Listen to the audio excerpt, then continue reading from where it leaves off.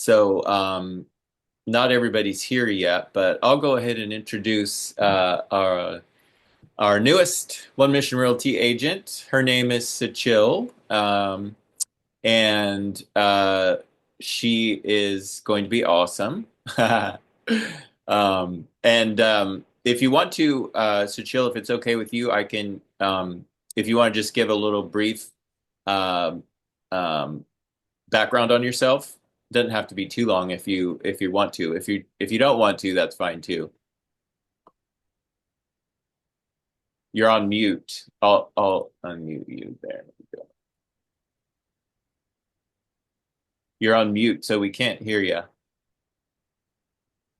You're good? Okay.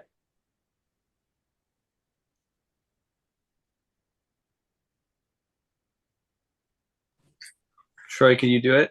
Are you... I'm trying. It says ask to unmute. Let me see. Remove. It just says ask to unmute. Maybe click that and see if it prompts her in. Yeah, I clicked it like 3 times. I saw it. I see the mic goes on and off.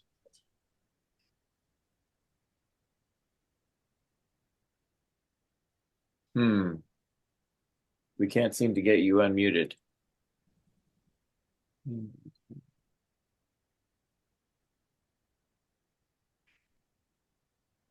Yeah, she texted. It doesn't let her unmute it.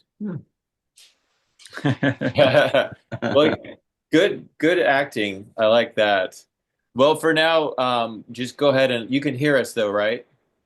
Yeah, okay. All right, we'll go ahead and get started. So I first wanted to just go over, and I'll do this pretty quick because a lot of us were at the new laws training that just happened in January. So every at the beginning of the year, the CAR, California Association of Realtors, puts on a good training session thing, and so we try to go whenever we can.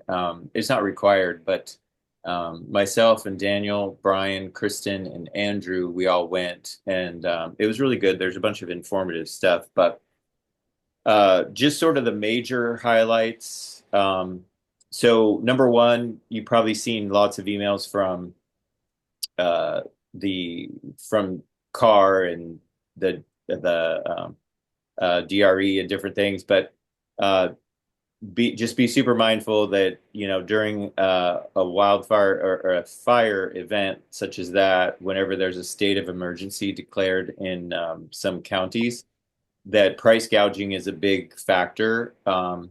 So just be careful that even though San Diego is not specifically declared state of emergency based on the LA fires, it's close enough in proximity that if you have anyone who has rentals or whatever, and they're thinking of, jacking up the rent and doubling the rent or something like that to take advantage, that is potentially very illegal.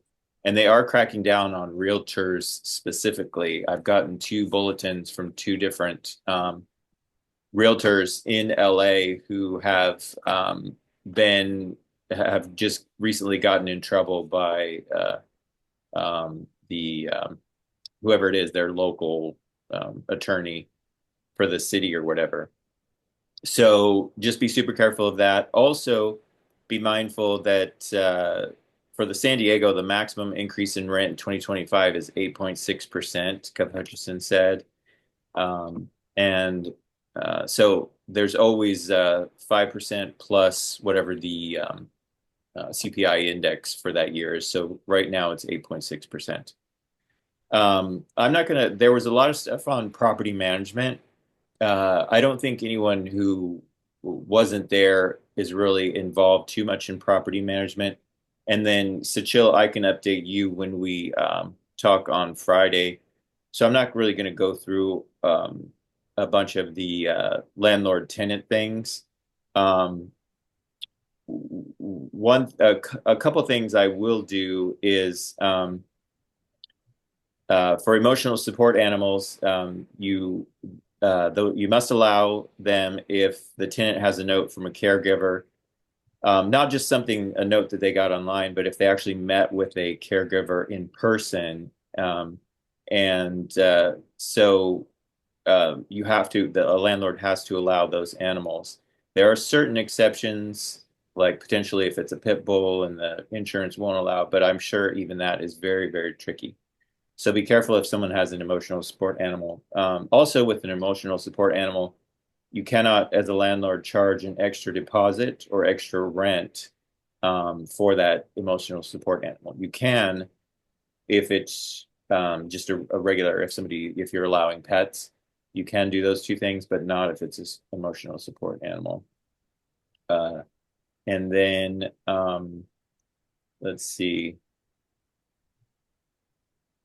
I think I'll skip those. There's a new law coming into effect uh, soon. It'll be in April that you can only keep you really can't keep a bunch of the credit report fees like they used to be able to do. There's now rules on that. So you want to be mindful of those if you have any clients that are doing that. Obviously, we don't do property management through One Mission Realty. So um, anyway, I'll skip down on that and then let's go to insurance. They did mention that they think that insurers will slowly start coming back into the state.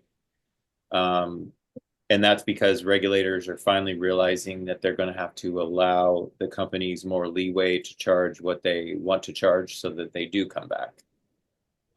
We'll see how that plays out. Obviously, the fires in LA didn't help the insurance situation. Just a reminder for the NAR settlement, the settlement was that we cannot show property without having a signed buyer representation agreement beforehand. So make sure you're doing that. And then if you have a listing and you get a call from a potential buyer, but the buyer says, I don't have an agent and I don't want an agent, um, do you still have to show the property? The answer is yes, if you're the listing agent, because that's part of the duty of you're trying to sell it on behalf of the seller. But you do want to get the buyer that you're showing it to, who's not represented, to sign a BNA form, a broker non-agency form. I don't think that'll happen too often, but it will happen more than we're used to because we used to be able to say, I don't want a dual agency, go ahead and find another agent and show it with that agent. Nowadays, we can't say that they, for sure have to hire, because there's no offer of compensation. So that's a little bit different. Does that make sense? Mm-hmm. Okay. Open houses. Gov Hutchinson said that they're starting to send out testers to open houses. I don't know what they're testing for, but basically he reiterated that it would be a good practice or good risk management practice that at the open house have the open house not agency sign in form, and it's just literally a form on car called OHNA. And I'll email this to everybody. My notes, I'll email it to you so you don't have to write that down unless you want to. But anyway, it's basically just a sign-in form that says that whoever walks in the door, they're acknowledging that you're not the agent of that person walking in, you're the agent of the seller, and anything you say is on behalf of your duty to the seller, not on behalf of your duty to the buyer. So uh, that's that. Then yeah, I'll just move on then to the balcony inspection law. We've heard Wait, about. Troy, can I add something to that? Sure, please do. Because I remember him saying something about if you're holding open a listing that's actually not yours as well, was basically like you're just like a glorified like babysitter now. Like you can't really answer questions about the property because you're not the listing agent. So And that doesn't count like if we hold open our own within our brokerage, like if we hold yours open, Troy, or something, that's all fine. But if it's another brokerage, he was saying, we basically can't answer any questions. We're literally just holding it open. Yeah, that's a great point. He did say that. And it's kind of like falling back to the rules of if like before, if someone wasn't a licensed agent, they could have opened the doors for an open house, like an unlicensed assistant or something, but they couldn't quote price, they couldn't do anything, but they could literally hand you a flyer. And the reason he's saying that now that Kristen mentioning it is that um, because if you start talking to them about the property, then you could potentially be creating to where you're quasi representing the buyer, even though you don't have a signed agreement with the buyer. So the long and short of that is it's going to be very tricky to hold open a listing that is not one of our own company listings. So at least while this plays out, we should probably avoid doing that for the next 6 months or so, just to see how these changes really start to affect the industry. Um, and so does that make sense? They just don't want you answering a bunch of questions about price or how's the condition, like any of that, because then you're not the listing agent, so now you're just giving advice to a buyer you don't have an agreement with, which is risky. Okay. All right. We'll move on to the balcony inspection law, and that's just a reminder. That law went into effect quite a while ago, but it's sort of just now coming to a head because it was due to like it sort of was there the HOAs and stuff, apartments and everything were supposed to get it done by the end of 2024. The state extended the deadline to the end of 2025. Just a reminder, apartment buildings with three or more balconies, decks, patios, 6 feet off the ground, supported by wood, need to have an inspection and then have that work done. And then HOAs, so condominiums with three or more condos that have any staircases, balconies, walkways made or supported by wood must inspect them and fix them. And then HOAs have to use an engineer or an architect for inspections. But a regular property owner who has a property with, 2-story that has a balcony or whatever, they can use a contractor to inspect their balconies. But HOAs specifically have to use an engineer or an architect for their inspections. I recently had a client get into escrow on a condo complex, and it fell out of escrow because the HOA had done the balcony inspection, but they hadn't done any work. And it turned out that even though I'd called the property management company, they said, yeah, we have a report, but it doesn't show any safety or soundness issues. Well, that was a complete lie. It had 9 balconies that were color coded red, which was the second highest worst it could be for those balconies. So it turns out Fannie and Freddie would not loan on that complex unless that work is done. So nobody can get a conventional loan in that complex. So the balcony law is definitely something where if you have buyers thinking about condos, you might try and get that question answered as soon as you can to see A, whether they have done the inspection, and B, whether the work has been completed, and try and get a copy of the report so you can kind of take a look at it. Any questions on that? Does that make sense? Okay. Seller property questionnaire. They added a question in there, which is good. If an owner purchased the property within the last 18 months, yes or no? And then if they check yes, then there's another question. Did they have work done? And if they did have work done, they have to disclose what they did, who did the work, like what's the contractor's name, and if they got any permits, and if they did get permits, they have to provide the permits. And then there's a new question asking if the seller has ever rented the dwelling before on the SPQ, and the seller has to disclose if if there was a well in the property, if the water ran dry. That would be a material fact. Oops, that's me. Who's making that noise? That's me. Seller disclosure. Another interesting thing he said was if a seller is selling a property and there is an unresolved issue with a tenant, does the seller have to disclose this to the buyer? So basically, a landlord is selling a rental property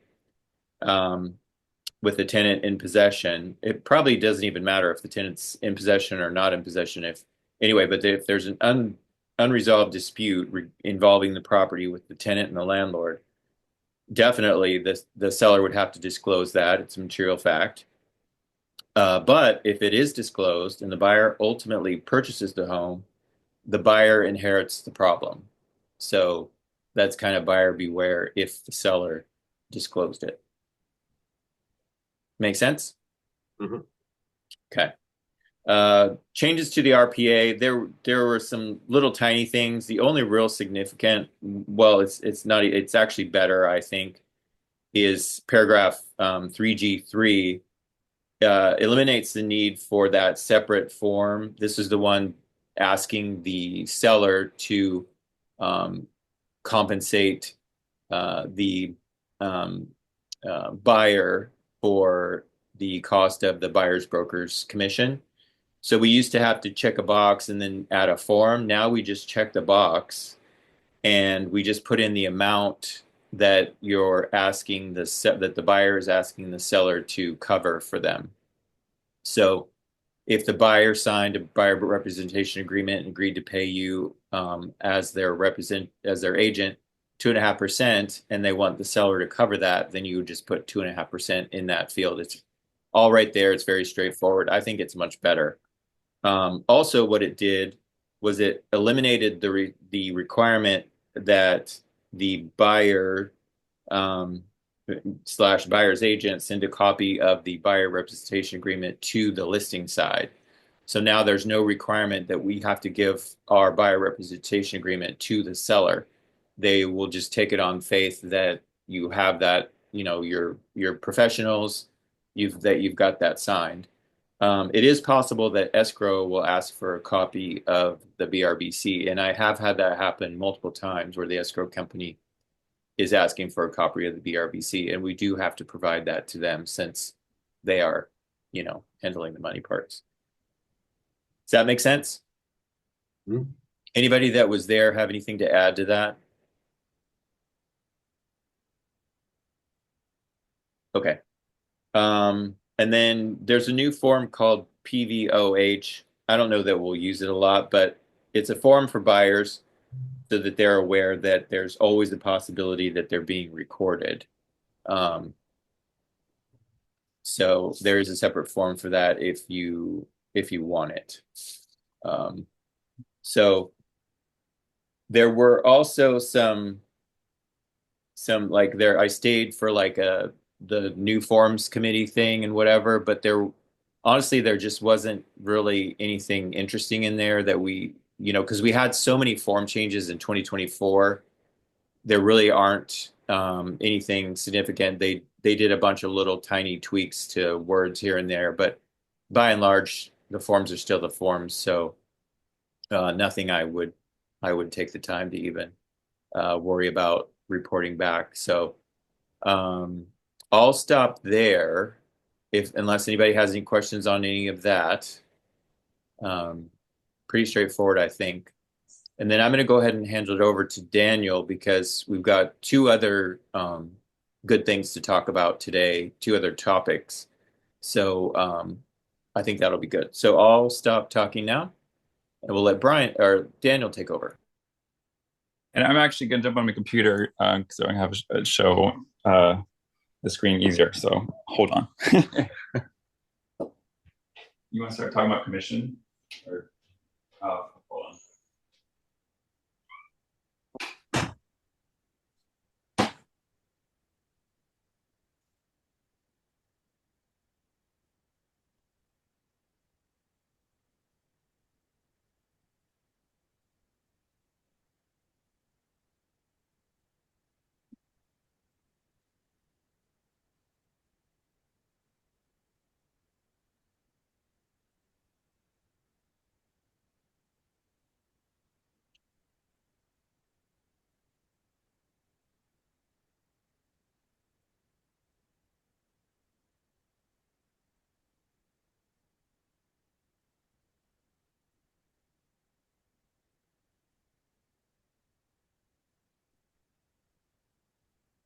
Okay.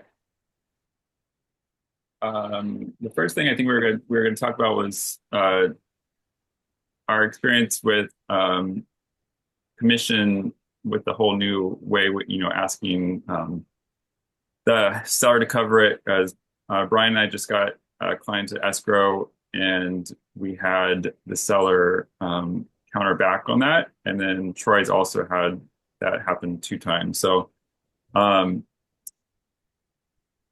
Brian, do you want to say anything first about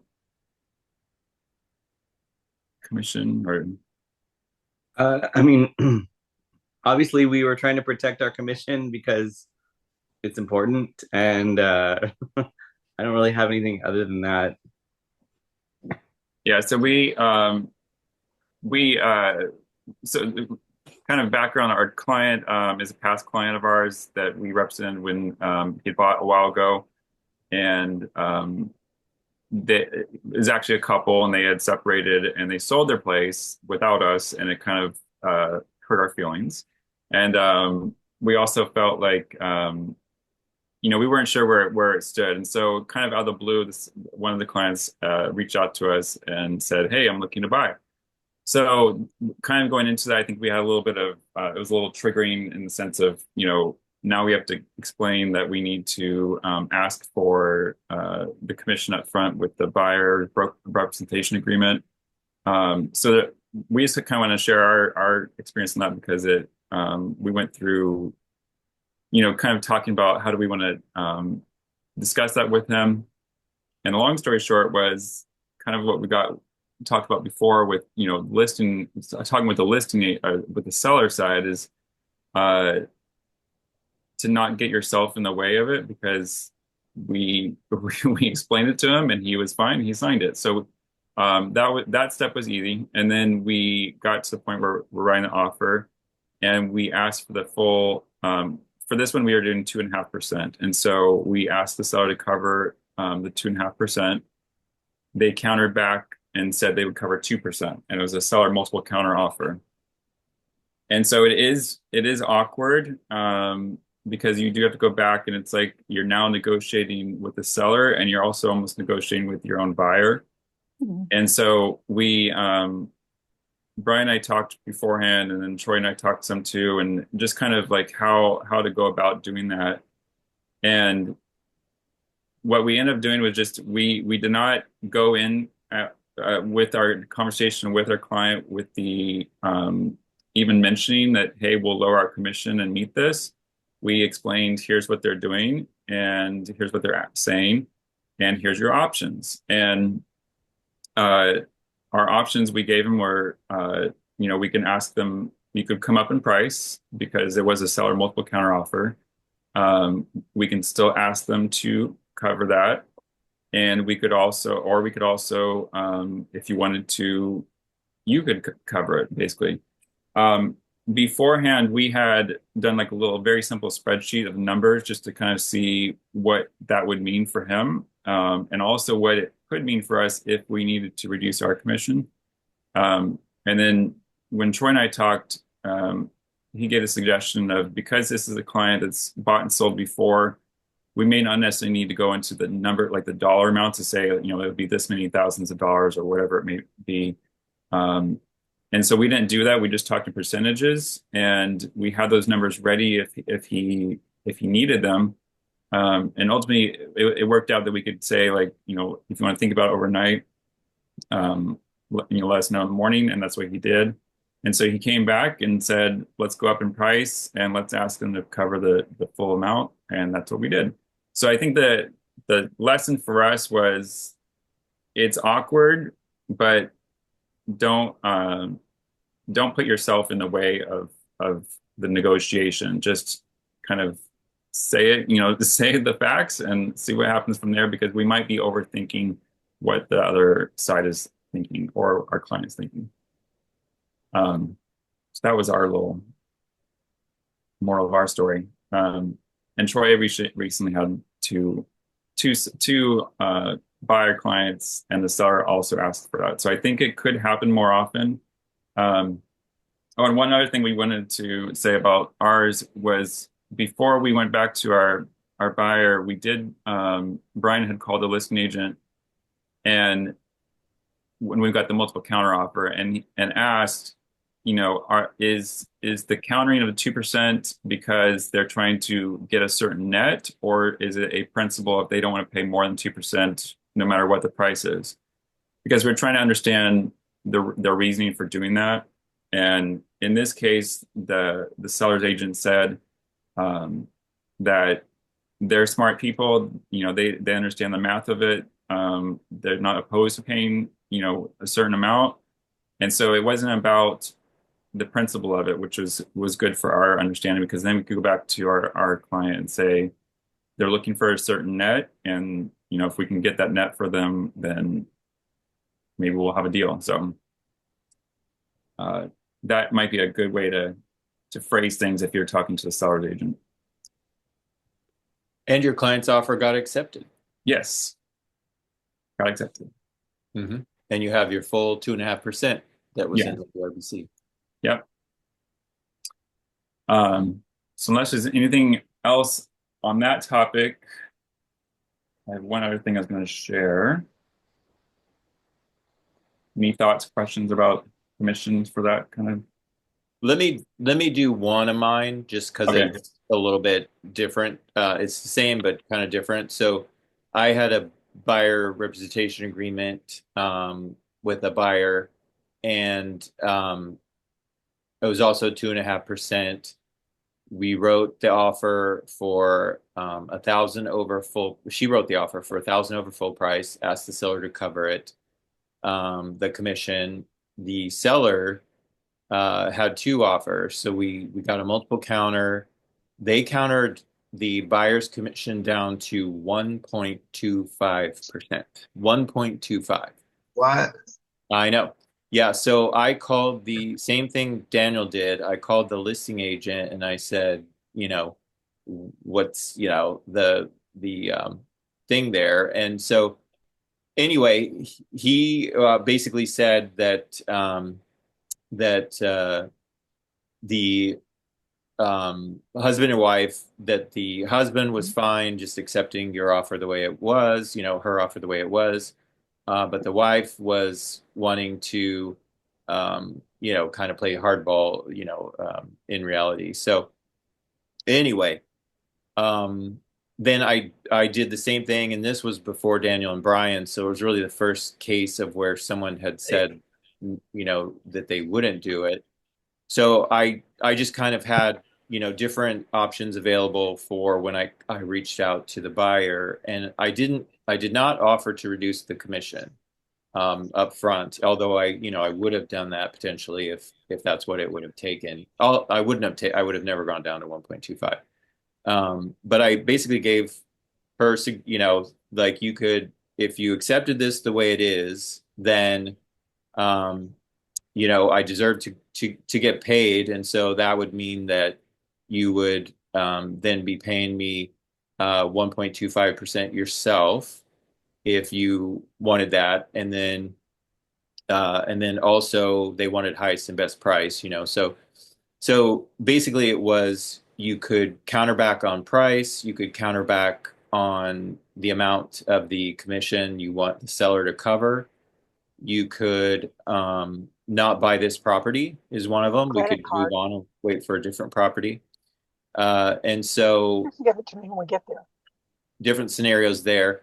And then basically, one of the scenarios was, what if you countered up to have the seller pay 1.75 and then you would pay 0.75. And she's like, that sounds good. And she literally said, because you should get paid. And so I said, well, why don't we sleep on it overnight and then we'll think in the morning. And then another option was maybe ask the seller to pay 2, she'd pay 0.5. And in the morning, she said, no, I really like the property. I'm good with, and she had a big down payment. So she had plenty of cash. So anyway, we wrote it for 1 point, we countered back for the seller to pay 1.75. She would cover 0.75. She had no problem doing it. And then that offer was accepted. Unfortunately, that's the one that fell out because of the balcony. But anyway, it is awkward. And it's an example of where, on our end, we're kind of assuming that our buyers aren't going to want to pay anything. But I think as long as the property is something they like and we can keep their part of it pretty low, they're going to be more on board than we think. Is at least currently. Probably depends on the market too, because there's not a lot of inventory. But anyway, that was my experience with that one. I had another one work out after that where the client agreed to pay 0.5% when they countered it back down to 2. So buyers are willing to pay it sometimes. Okay, Daniel, take it away. Yeah, and one other thing I thought about was when we got the multiple counter offer on ours and we gave it to our buyer, and obviously there was only a few terms they're counting on, and he picked up on that. And his question was, why would they do that? And it wasn't like, the nice thing was because like I said, there is an awkwardness to this whole thing, because we're used to, if we're working with the seller, initially we're doing a list agreement, there is a negotiation, and we might have the seller, trying to negotiate our commission, which is all normal. But it's new from the buyer side for us. So the nice thing was that he didn't come at it as like, oh, well, you guys should lower your commission. It was, oh, why would the seller want to reduce that? That seems weird. And so that was kind of nice that he saw that, he understood it. And so we were able to give like a little background of the whole lawsuit and everything like that. But yeah, I think again, the moral for us was, obviously have your numbers and be prepared, but don't cause a problem when there isn't a problem already. So the other thing I was going to show is, I'll show my screen here in a second. I'm sure we've all heard AI, everything is turning to AI. And so what I wanted to show is a couple of things that we have available through our, we have Google Workspace, which is obviously, that's our Gmail, but it's a bigger suite of things, of documents and all sorts of stuff. So through our Gmail/Google Workspace account, we now have Gemini, which is Google's basic version of ChatGPT. So one thing before we jump into the actual demonstration here, in case people don't completely understand, and I'm not a programmer and programming AI stuff, but a lot of AI in general, it's a big umbrella term. So a lot of what we're hearing lately is more like the text chat based AI, also image creation. So if people don't really understand how that's working, what an AI chatbot is, it's a large language model. So if you ever heard LLM, large language model, and essentially what they do is they create an algorithm, they feed it massive amounts of data.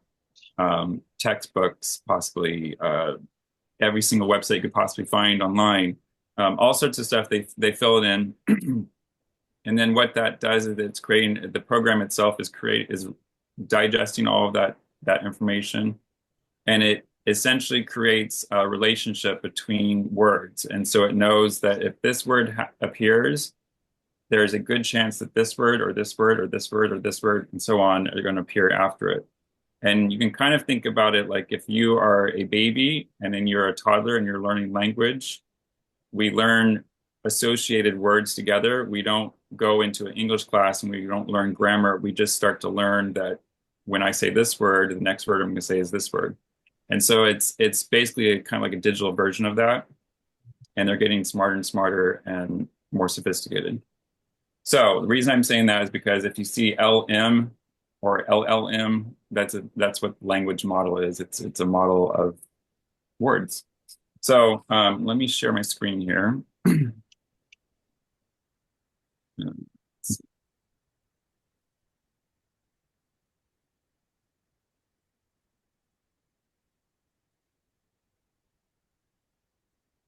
Okay, can you see a Gmail screen? Yes. Okay.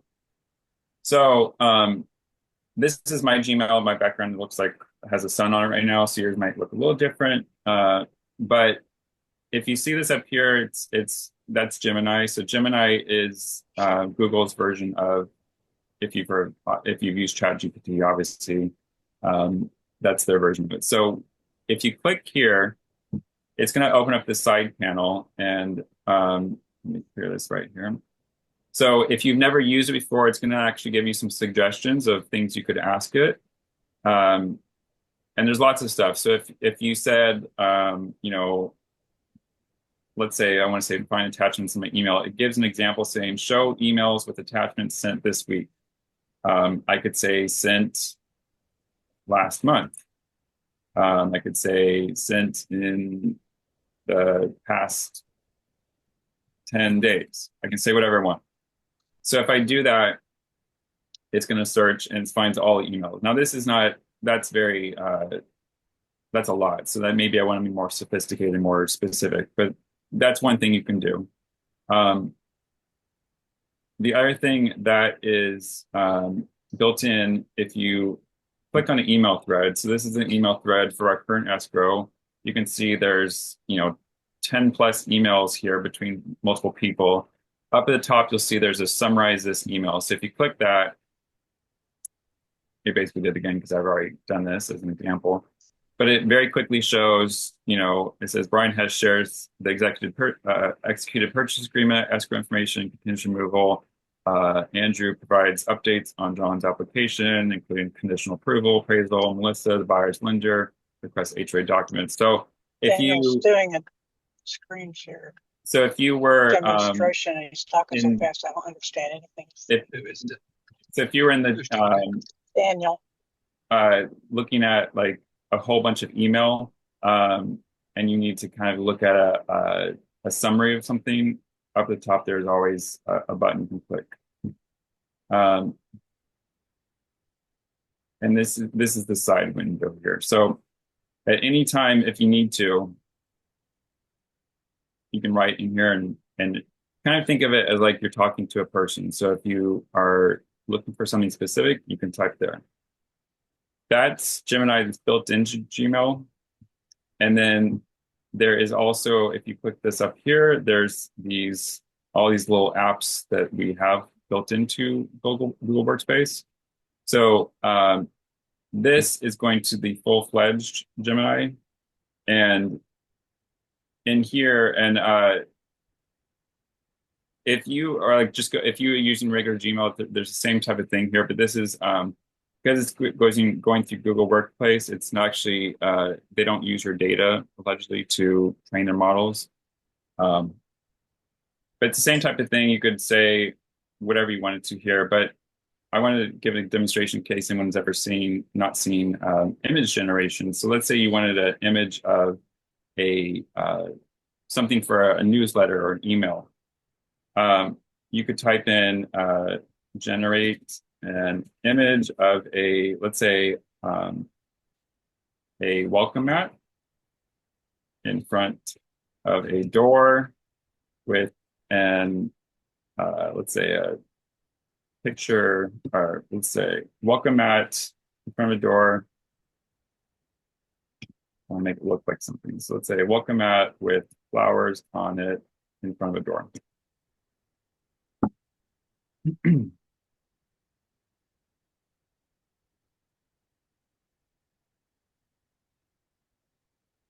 it takes sometimes a little while for the image generation. So that may not be exactly what you wanted. So that's interesting because this looks like there's flowers sitting on a welcome mat. The image generation thing is a little hit or miss, I will say, but you could always say you could change and say you know you don't want there to be flowers. But the interesting thing is, although this looks like a photo, it's not. It's generated. It's an image that's been generated. I did a previous example. I first did a key and a lock, and it did that, and that's very weird. So then I did a welcome mat and front door, and the image should have an illustration of a house on it, and that one's kind of cool, I think. So if you wanted, and you can download this image and do whatever you want with it. Uh, so that's Daniel, I Gemini. have a question. Yeah, So we have full rights to these images, like you never have to worry about like yes.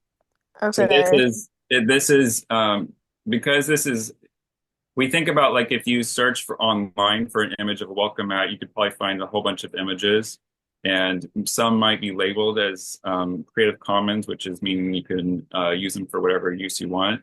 But this is an image that's never appeared anywhere before. So this is an image that was created basically by the program by my direction, and so it's my image to do what I want with it.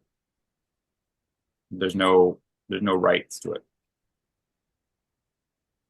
Um, I will say if you're using these, I would be selective about when you use them because this is kind of a newer thing. I've noticed a lot more images online and social media where I don't know if I'm more like fine-tuned with it, but like I can tell it's been AI generated.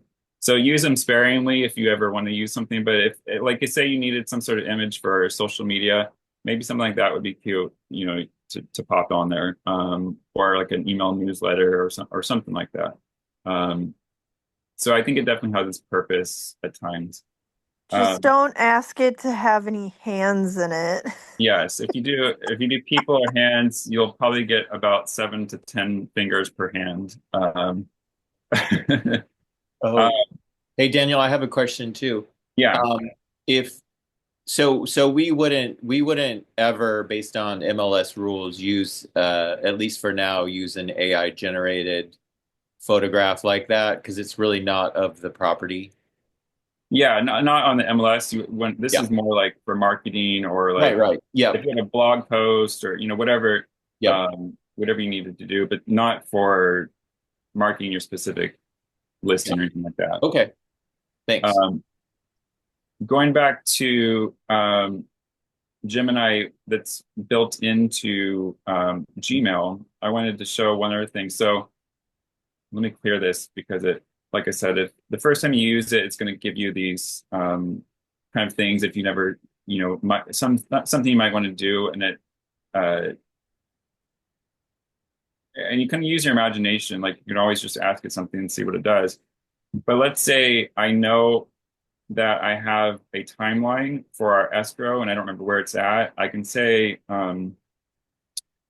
show me the timeline for 4346 Campus Avenue number 204.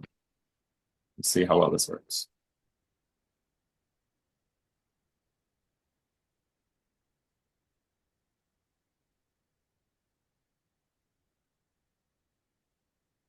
Okay, so I found a couple things, and one thing it's doing is it's saying it's referencing where it found this information. So if I click this, it's showing this email, and let's see. Oh, I have to click here. Oh, I guess it's on this email, which is fun. Um, so because I already had the email open, it didn't pop up, but there is a timeline that's built into that. So, but you can ask other things like when is contingency removal due for 4346 Campus Avenue number 204? Let's see how well that works.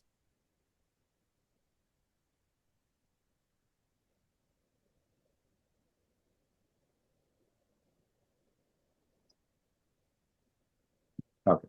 So it's sometimes yeah, it's giving you those suggestions. So um,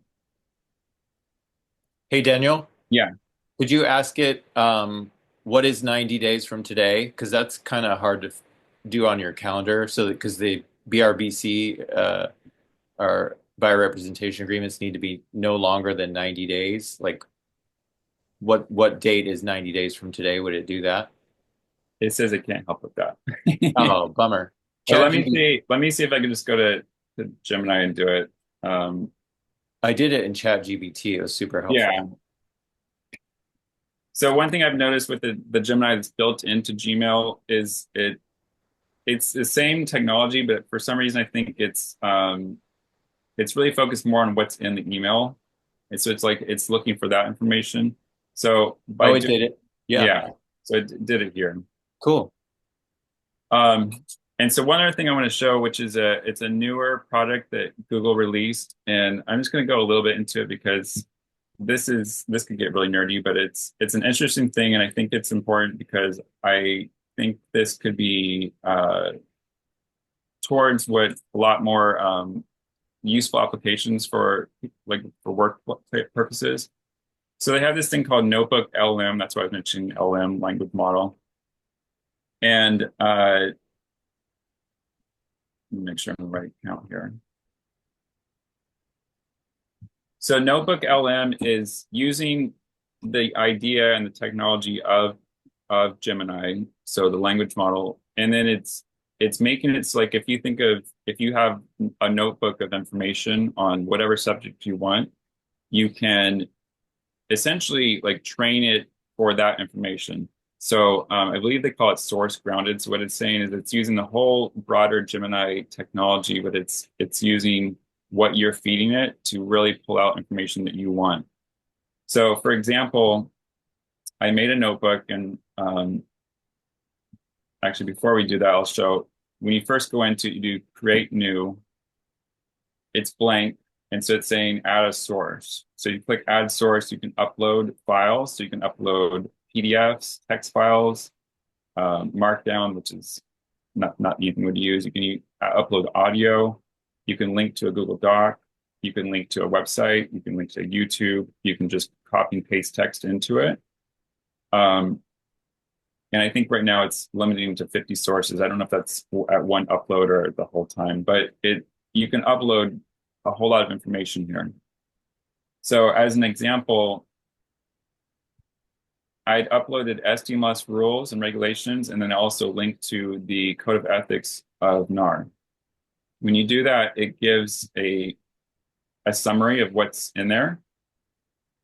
And then, so each one has a little summary if you need to.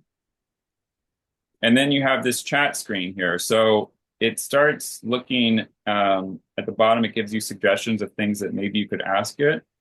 But you could also use your imagination and go wherever you want. So if I was trying to say, I have a new listing and I know you need to input it in MLS at a certain point, but I don't remember when.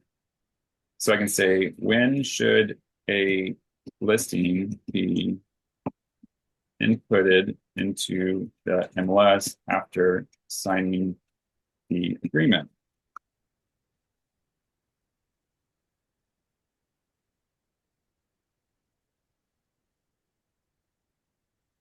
Okay, so it generated all of this saying listings must be input into MLS within 1 business day of marketing or advertising a property to the public or within 2 days after all necessary signatures have been obtained to listing, et cetera, et cetera. So it has all this information, and it's also saying public marketing is including these types of things. It's giving us all this information. If you see these little numbers, it's not only giving you what it thinks of the information, but it's actually giving you a citation of where it found that information. So if I click this one, it goes and says, well, here it's pulling from the SDMLS rules. Here's the actual text from that section where I found that. And so you can go in and see specifically and kind of basically fact check it, or if you need to dive more into it, you can find it. Now, I don't know that I would necessarily use this particular thing all the time, but the interesting thing about this is they call it second brain, and so it's like as you know, as we're taking notes on things, or if we have, you know, like if you had a folder and you had literally these documents in the folder and you knew the information was in there, you could open up that folder and look and try to read through it, find the summary, you know, find the table of contents, try to find that page. But by uploading it here, it's digesting all that information, and then you can ask it questions, you can ask it all sorts of things, and it will find it in there for you and tell you where it's at. If you ever using this and you really wanted to save something, that you can save it as a note, and that way it stays in there. And then as another example, I took our current escrow and I upload the seller disclosures and I upload the inspection report. And so if I click on it, it gives this whole big summary of, you know, what was in the inspection report. It's all the text-based. There's no photos, obviously. So this isn't like a replacement for documentation. It's more of just, it's a way to digest and understand the information and find it. But let's say for some reason you wanted to find out, you know, what sort of plumbing issues are there in the property.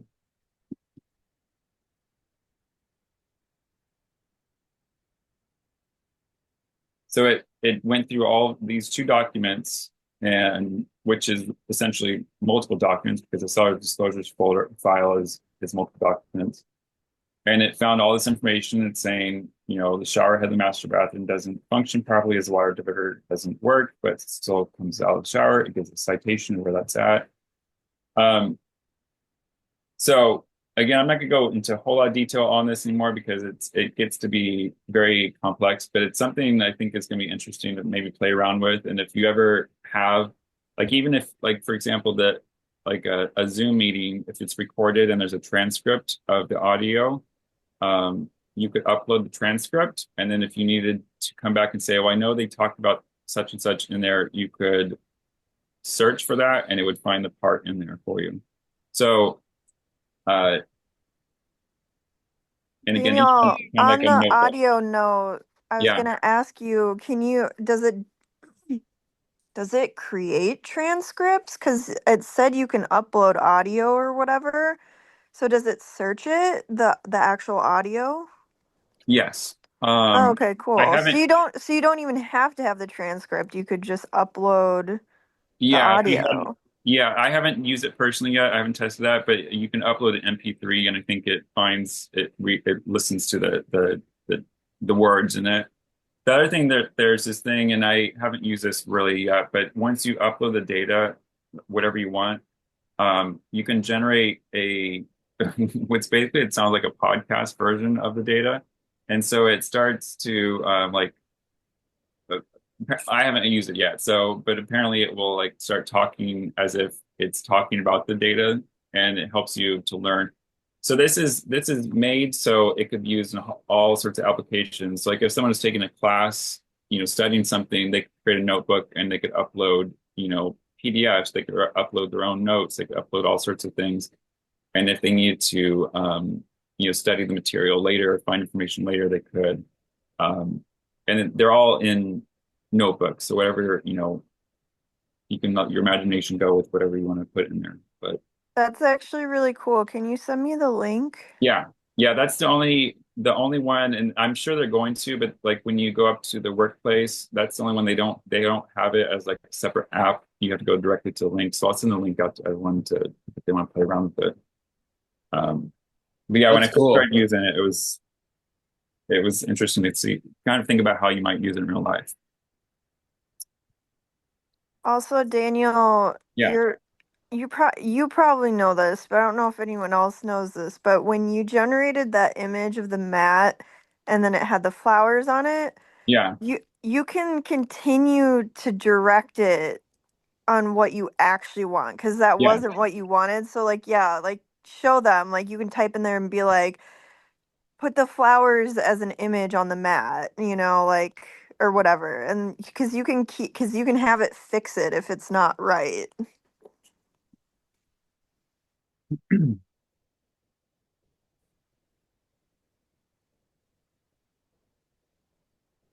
Yeah, and one of the things that with not just with image creation, see that's like way better. Except it kind of spelled welcome wrong. And that's one thing too. If you try to put words, it does not do great with a lot of words. It will make spelling errors, I've noticed, because what you have to think about is that we're so used to like seeing photos and typing out text, and neither of these things is happening. It's literally generating a sequence of pixels to make that image. There's no photography that's happened here. There's no text-based input that's happened here. It's literally just pixel after pixel after pixel thousands of times. So it does not do good with fingers and it does not do well with text. But you could say remove text. I won't keep on going on with that, but yeah, that's a good point, Kristen, because you can, if it doesn't do what you exactly want the first time. Yeah, but right, because that's a lot closer. That's Yeah, actually what you were asking it to do. yeah, yeah. It's very literal, and you It's have to very little, think of yeah. it, you have to think of it as your best autistic friend, like it's going to take everything very literally. Yeah. And that's one thing I think when I started using like ChatGPT and Gemini and stuff was I think a lot of us that got so used to like, searching online and Googling stuff, we almost got used to like searching for things in certain phrasing. But you have to kind of reframe your thought of like typing it out, and you can actually talk to it. It has a little microphone down here too if you didn't want to type.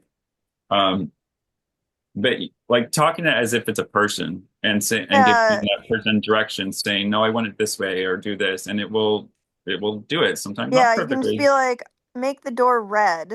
Yeah, It's yeah, cool. yeah. That's interesting, Daniel. Yeah. I'll stop sharing now. But yeah, it's in Gmail, and I'll send the link for the notebook. Okay. All right. Does anybody have anything on that subject and or for the good of the order?